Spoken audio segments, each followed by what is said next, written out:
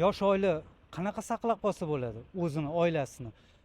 Xohlagan uchinchi odam kelib oilani buzaman deganda. Erkak kishiga ham borda. Masalan, erkak kishi slab erkak kishi bo'lsa, ular buza oladi oilasini.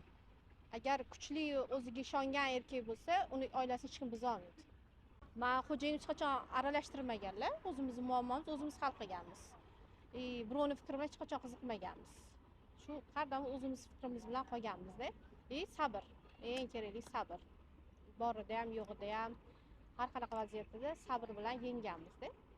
Chidash kerak barcha ayollar ko'proq. 14 yillik men turmush qurganimga 14 yil bo'ldi.